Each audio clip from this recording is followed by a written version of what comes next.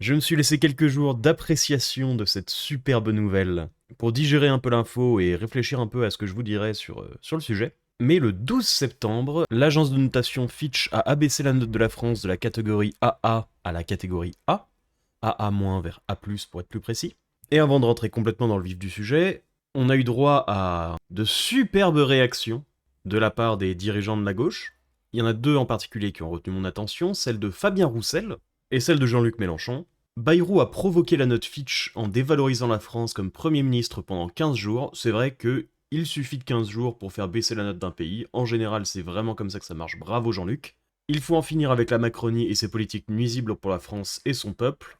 J'irai même plus loin que toi Jean-Luc, il faut surtout, avant tout, se débarrasser de ces gens-là, quel que soit leur bord politique. Donc, en gros, 95% des politiques, pour être gentil. Et donc celle de Fabien Roussel. Enfin, une notation AA+, AA-, moi je la réserve pour les andouillettes. Et franchement, comment peut-on confier notre économie et le poids de notre dette à des agences de notation privées, américaines en plus, qui n'ont aucun mandat, qui se sont bien souvent trompées par le passé? Alors, en fait, le problème, c'est que tu comprends la chose à l'envers, Fabien. Ce ne sont pas les agences de notation qui établissent les taux, elles ne font que refléter le sentiment du marché. Si la France avait les économies des États-Unis et de la Chine réunies, il pourrait mettre un Z le marché ne relèverait pas. Si notre capacité de remboursement de notre dette était absolument fiable, indiscutable, la même chose, il pourrait mettre une note infâme, le marché ne s'en préoccuperait pas. On ne confie pas notre économie à ces gens-là. Ces gens-là analysent notre économie. Même pas notre économie. Juste les capacités de remboursement de notre dette. La fiabilité de remboursement de notre dette. Et qui fait qu'effectivement, en fonction de la note qu'elle donne, les intérêts de notre dette augmentent. Il faut changer de système. Il faut absolument changer de système pour que nos actions n'aient aucune conséquence. Qu'on puisse emprunter autant qu'on veut, qu'on puisse faire absolument n'importe quoi avec notre argent, sans que ça ait de conséquences. D'accord Fabien, ça marche. Et avec tes frites à la cantine, qu'est-ce que tu veux? Un peu de ketchup?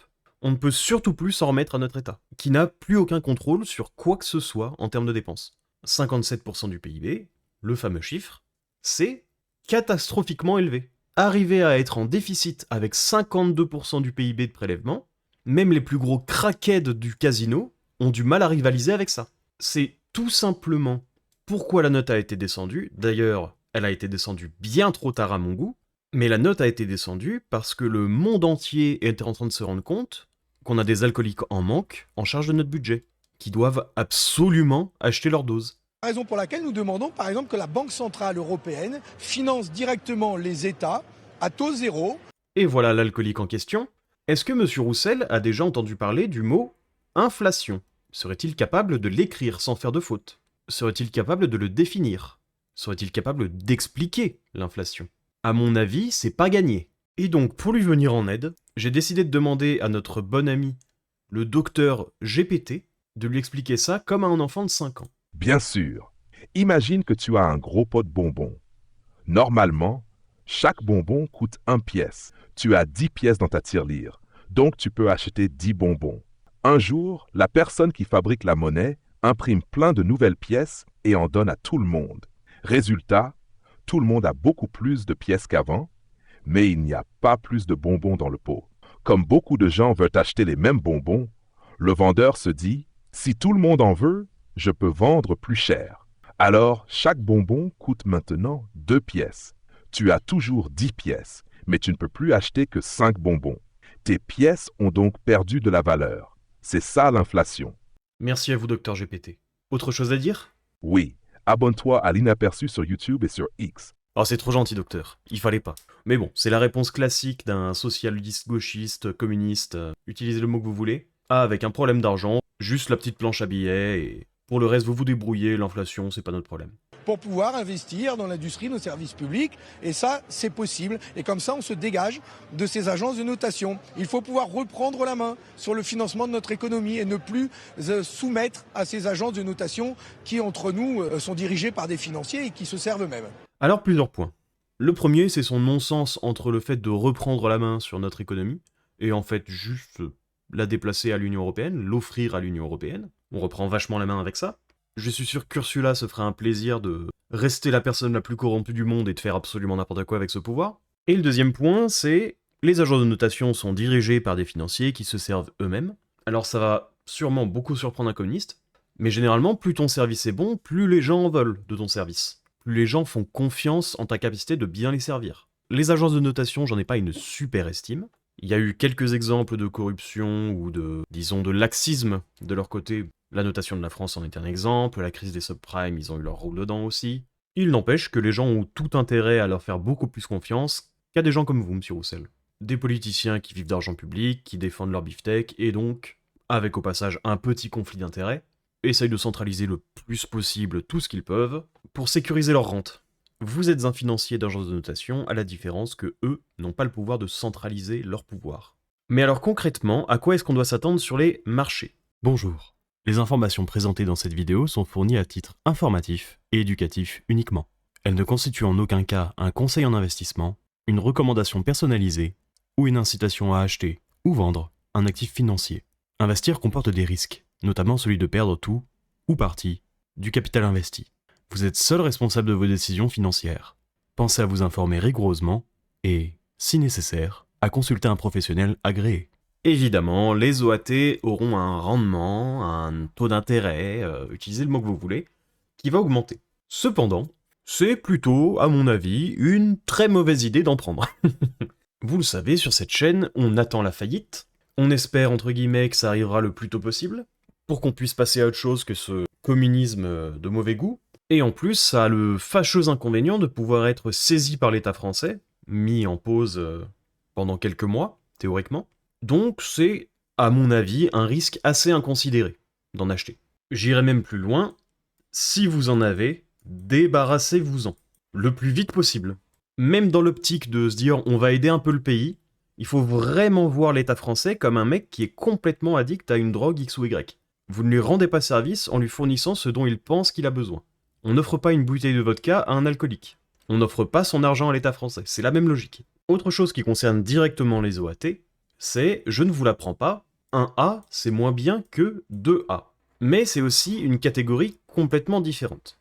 Tout ce qui est de triple A à AA-, ça fait beaucoup de A, désolé, est considéré comme du high grade, de la qualité de crédit très élevée. Quand on passe sur un simple A, on est sur une qualité élevée. À mon avis, la note est toujours trop bonne pour la France, mais bref. Là où ça a son importance, c'est pour certains fonds qu'on peut qualifier de conservateurs, qui sont très averses au risque, qui prennent le moins de risques possible dans leur investissement. Ce qui a du sens dans beaucoup de portefeuilles de se faire une partie au moins très conservatrice. Et pour certains de ces fonds, il faut absolument que les produits d'investissement soient de meilleure qualité à AA-. Ils ne prennent que des qualités très élevées. Ce qui fait que ces fonds-là se voient dans l'obligation, que ce soit par leur règlement intérieur ou quoi, de vendre leurs OAT. Ça reste pour l'instant quelque chose de très marginal, c'est pas quelque chose qui va déclencher la faillite de la France du tout, mais si Moody's et ou S&P venaient à faire la même chose, puisque des fonds d'investissement ont des clauses qu'on appelle double ou triple trigger selon le nombre, avec un passage à l'équivalent de Moody's, ils ont un système un peu plus bizarre que S&P et Fitch, mais un équivalent du A-, et pour S&P un A-, ça déclencherait ces clauses, et ces fonds d'investissement, à leur tour, ne seraient plus autorisés, par leur règlement intérieur, ou encore une fois d'autres choses, de détenir des OAT françaises. Et donc ces fonds-là, à leur tour, vendraient des OAT. Et au fur et à mesure, avec la note de la France qui descendrait, il y aurait de plus en plus de fonds concernés, avec de plus en plus de ventes d'OAT, et là, on se rapprocherait quand même vachement de la faillite. On n'est pas encore là, rassurez-vous ou non, mais on peut considérer qu'on est rentré dans un mécanisme de bannissement des OAT de ces fonds-là. Donc encore une fois, je vous encourage à dire oust, au revoir les OAT. Et maintenant, les actions françaises. Spécifiquement les françaises parce que le reste du monde sera très peu impacté normalement, qu'on va diviser en deux parties. La catégorie CAC 40 comprend entre multinationales et les entreprises qui font, si ce n'est la majorité, au moins une partie non négligeable de leurs bénéfices en dehors de la France, et tout le reste. Pour faire simple, pour la catégorie CAC 40, ça va. Pour le reste, c'est un peu plus compliqué. Parce que hausse du taux des OAT, ça veut aussi dire, normalement, hausse du taux d'emprunt, et donc coût plus élevé de l'endettement des entreprises sur l'action. Celles qui peuvent se financer ailleurs, ça va. Les autres, c'est plus compliqué. Quelques secteurs à surveiller plus particulièrement sont donc les secteurs qui s'endettent beaucoup, à savoir par exemple l'immobilier et les télécoms. Si la note continue de chuter, même la catégorie CAC 40 peut se voir un peu impactée, puisque ça envoie un signal de fébrilité de l'économie, Et donc, puisque l'État fait de la merde, les entreprises se voient impactées. Donc, à terme, même les multinationales peuvent se voir punies pour les actions du gouvernement. Et pour l'immobilier, je vous fais pas un dessin, si les taux d'intérêt augmentent, voilà. Voilà mes analyses, prédictions sur les prochains jours. Je ne peux que vous inviter à réfléchir à l'option de domicilier vos fonds d'investissement, vos économies aussi, en dehors de la France, pour rendre la confiscation éventuelle plus compliquée. Donc un courtier étranger, une banque étrangère, etc. Si vous en avez la possibilité. Faites bien attention à vous, à votre portefeuille, et surtout débarrassez-vous bien de ces OAT. Si la vidéo t'a plu, n'hésite pas à t'abonner, à regarder une autre vidéo, à faire un petit passage sur la chaîne principale, à liker et à commenter.